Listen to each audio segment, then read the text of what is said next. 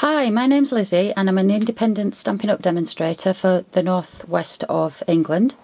And today I'm going to show you how to make this gorgeous candle holder. Now it'll either hold quite a large candle like I have in here, or it can hold a tea light or some of the candles that come in jars, like the ones from IKEA. I'll show you some of them in a minute and how they fit in once we've finished this one. I'm also going to show you how to do this wonderful poinsettia and a really quick way of being able to stamp and punch it. This poinsettia is from the reason you need the Reason for the Season stamp set and the Festive Flower Builder Punch, both available from the autumn winter catalogue.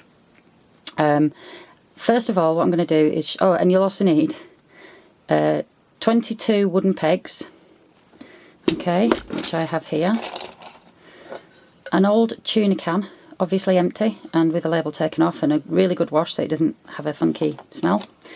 You need some of the gold corded ribbon, some cotton ribbon, and some linen thread, which we have here, okay, and also some gold glimmer paper. Okay, right, so first of all what we'll do, I shall show you the quick and easy way how to stamp and punch this gorgeous flower that we have here. Oh, and incidentally, these beautiful jewels in the middle are also from the autumn winter catalogue. When I find them, I will show you them in a second when I find them, because I think I've put them away. And what I've done with this one is coloured it with a gold Sharpie like this, because it's permanent. It's not going to rub off. Right, so what we need, you need some red card. I'm using real red and I'm using cherry cobbler ink, and you also need a piece of scrap card or paper. Card is better because it punches better. So first of all, what I'm going to do using the Festive Flower Builder Punch is punch out my template. Okay, so what you're going to do now, I'll just move these out of the way for a second, pop your template on the mat, and you're going to get the 3 leaf punches from stamps from the Reason for the Season stamp set. And if you see here, we've got a slightly more pointy section just there. That's the top of your leaf. So what we're going to do is pop the stamp in that section that way up. Okay, just make sure it's nice and neatly lined up, like so. So the important thing, obviously, because these leaves are actually, particularly these two at the ends, are actually bigger than your punched out shape. You want to make sure that the top is filled with your stamp. Okay, so once you've got your stamps in position, just take your clear block and push it down over your stamps like that. Okay, so now what we're going to do, using our ink and our red card,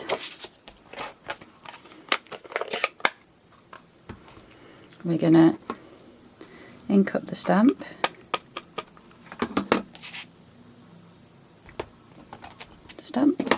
Now I've actually used 5 of the large of these two either side to make my petal shape. So I'm going to stamp it 5 times.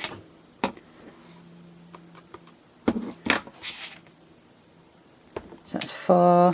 One more time. I actually only used 3 of the middle ones, but we'll stamp them anyway as we're here. So that's 5. Okay, so making sure that they're all along the edge. They'd make actually quite funky little Christmas trees, wouldn't they, as well? Anyway, there we go. So now what you will find when you come to punch these is that they are perfectly lined up for punching. Okay, so here we go. You can also do your cross at the top if you want to, but because I'm not using the cross, this one here, on my actual poinsettia, I haven't done it. So quite simply go through them all, punch them all, and then you'll have a nice bunch of petals ready to use.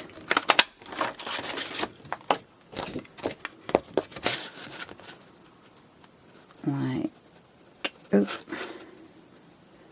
Don't know why I'm struggling to line that one up, but there we go.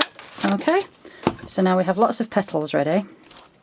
So what you need now is a circle to stick them on. Now I use the 1-inch circle punch just to punch a circle out of the red,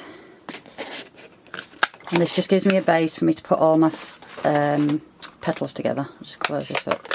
Now of course you would do a couple of green ones as well, which I did through with garden green card and garden green ink, but I'm not going to actually make the whole flower for you today. I'm just going to show you how I start it off, just because it keeps the video a little bit shorter.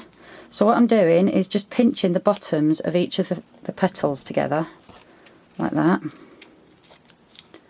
Okay, just gives them a little bit of shape without being too much shape. And then need a bit of glue. I'm using Tombow because I find Tombow sticks the best.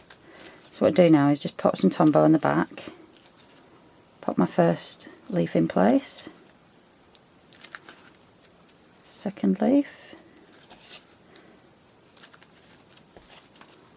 third leaf, fourth, and then the last one. And then what you do is just sort of tweak them all around so it makes it nice and even, like that. And don't worry about a bit of glue here because that's going to get covered up in a sec. So now what we're going to do is use the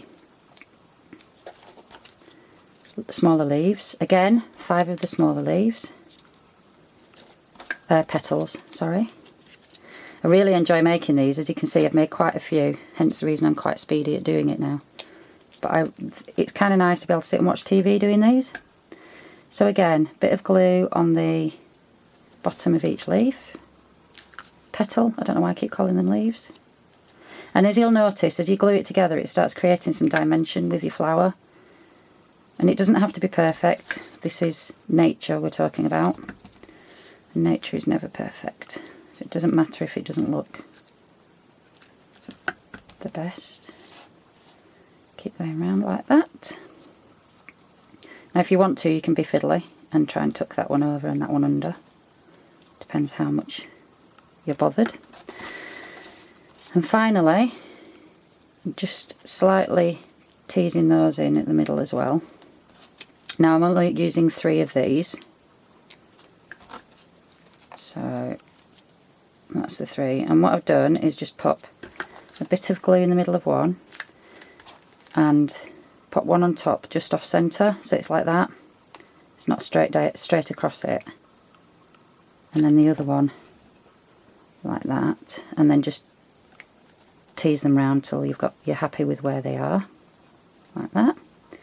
And then that just needs a big blob of glue on the back, and pop that in the middle of your poinsettia, like so.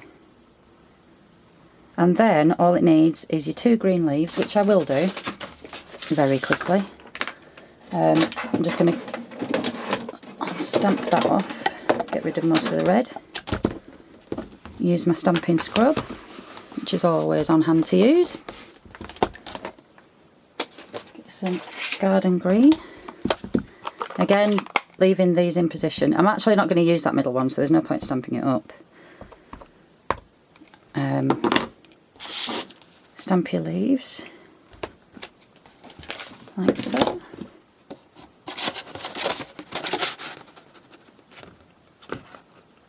Punch them out. And again, a little bit of shape to them. Now these are actually leaves, not petals. A little bit of glue on the back of your leaf and pop that in position. Just hold it for a sec. And then your other leaf. Oop, maybe I should have held it a wee bit longer. There we go. The one thing I like about using Tombow for this project actually is that it is still movable for a minute or two while you just rearrange all your leaves and your flowers and your petals and things. There we go. But then once it is dry, it is permanent. So there you have it. I'm just going to grab my jewels. And I know that I got them out. Oh, here they are. There we go. So these are what I've used for the middle. and they are the iced rhinestone embellishments, also available from the autumn winter catalogue. And all I've done is taken one of the large ones, and just before I've taken it off the sheet, you should see the state of my desk that I craft on here. It's ridiculous. I have stuff everywhere, which is why I can't find it when I need it. Like now. Anyway, before I've stuck it onto the poinsettia, I'm going to do this one in bronze just to show you because I can't find my gold pen. So using your Sharpie, just colour over your gem. The only reason I've done this really is because I wanted the gold rather than the silver look. Okay, and then that dries pretty quickly because it's just a pen, and pop it on the top of your poinsettia, and then we have poinsettia done very, very quickly. Okay, so what I'm going to show you now is how to put together this lovely tea light holder. And actually what I should show you is that this tea light holder is gold in the middle. Okay, now you could put some paper in the bottom actually, but the reason I didn't is because I've actually been popping these tea light holders from IKEA, and I don't think you can get these anymore. They do a different style now, but they are the same size I believe. So that just pops in the bottom quite easily, see? And I will show you all lit up in a moment. So, to make the tea light holder, I've simply got 22 pegs and my silver glimmer paper. And what I've done is cut the glimmer paper to the size to cover the front of the peg, and I've just simply glued it on with some Tombow, and then just arranged them all around. I'll glue this one on so that you can see how quick and easy it is. So you can cut out all your strips of paper and stick it on, and then you literally just clip them to the edge. Oops, maybe wait till it's dry. Clip them around the edge of your tin as such. So you should fit 22 round the outside, and then it'll look something like that. And then all I've done is wrapped my cotton ribbon and my linen thread around, swirled some gold, the gold twine, the beautiful gold twine we have, round the back, and popped on my poinsettia. And there we go. And then just to show you how it looks when it's actually alight, I shall show you how pretty it is. Because of the gold in the background there. Isn't that gorgeous? So you have the natural elements on the outside, and then that beautiful glimmer on the inside. It looks stunning in a dark room, that, I think, or a dusky room. I hope you've enjoyed today's video. It's been a while, but it's nice to be back, and hopefully I'll be back again soon with another one. Thank you very much for watching, and hopefully I'll see you again soon. Bye bye.